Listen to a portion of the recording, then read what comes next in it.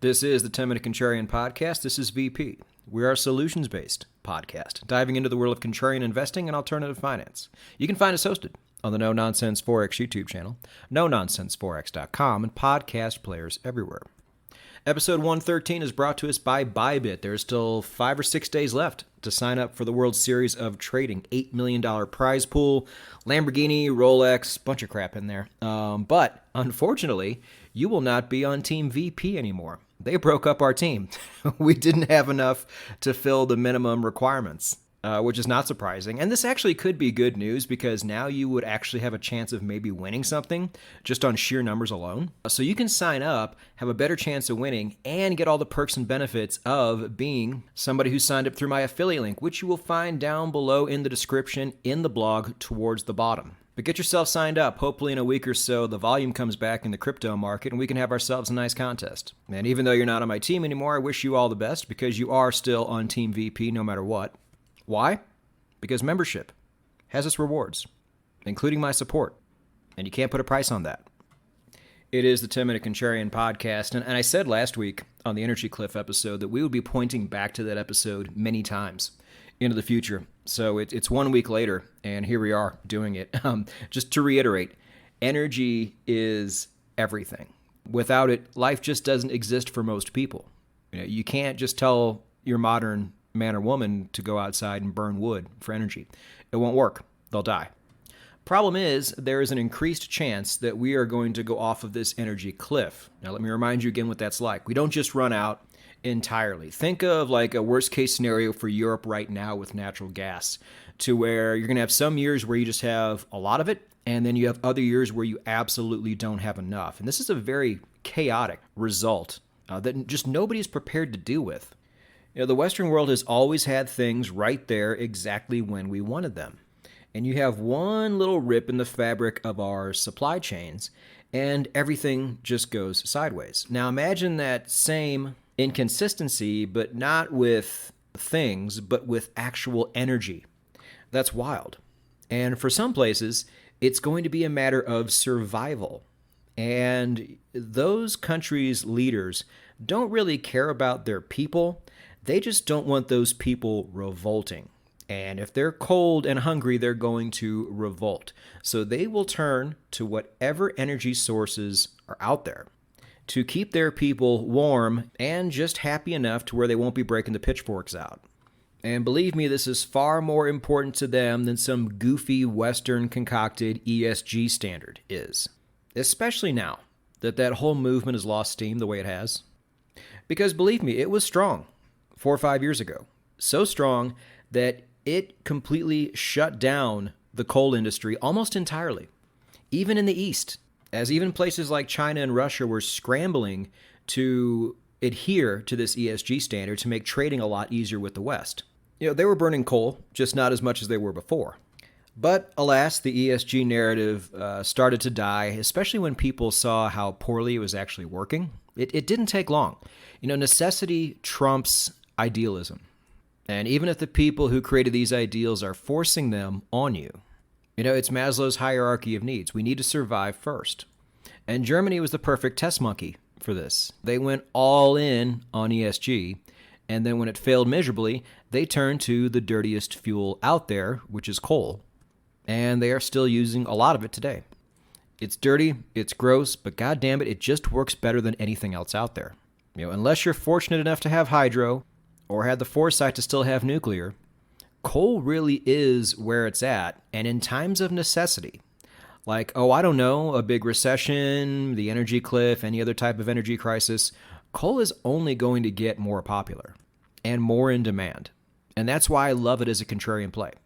I loved it before, back when you had the KOL ETF, and then ESG got rid of it. So much investment went out of the coal sector, even worse than oil. And we know how much that killed the oil industry for a while. Now, fortunately for humanity, coal can recover a lot quicker than oil can. And it is now being used more than it ever has been used before in the history of the world. And it's only going to grow.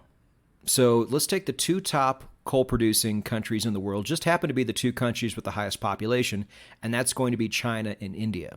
And you're like, well, good. That's beneficial because they can produce enough coal for what they need. No, actually, they still both, China and India, import a lot of coal. Oh, and guess who does not produce a lot of coal, but who is coming to the party? He's already halfway at the party.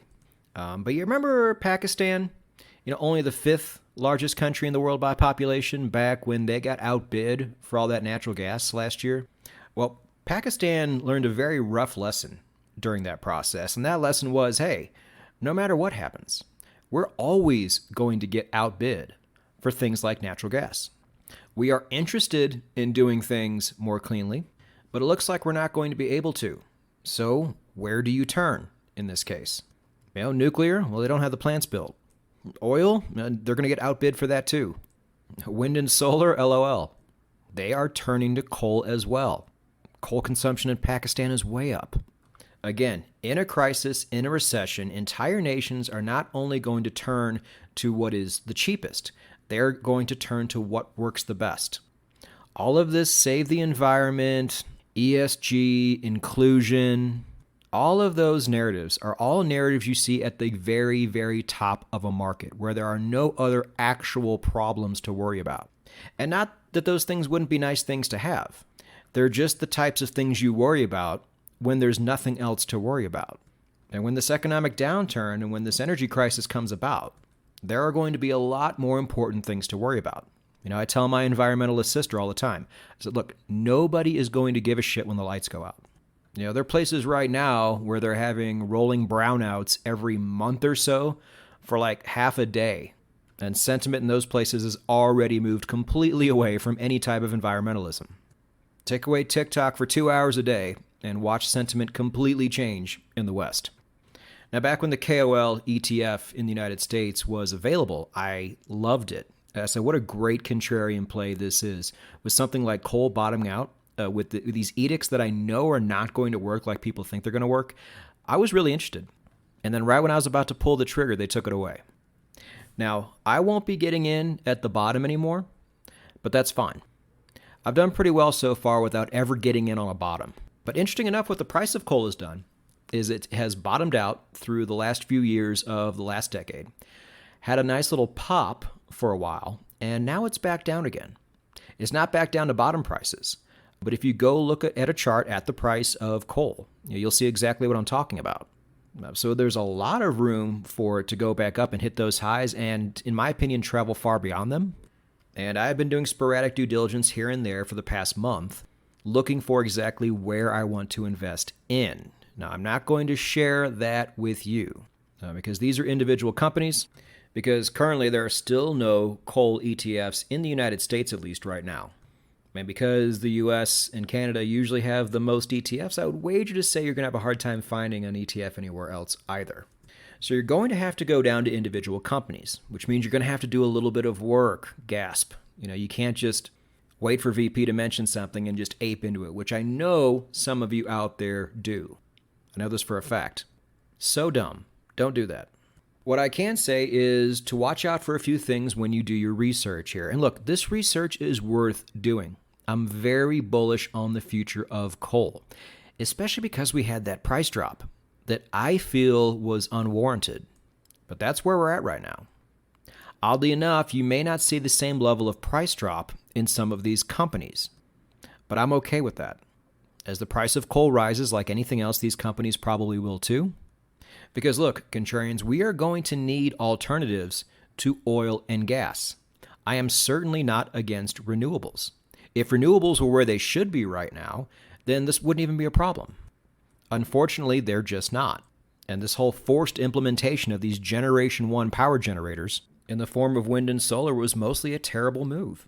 And Asia, i.e. where the most people are, have already figured this out.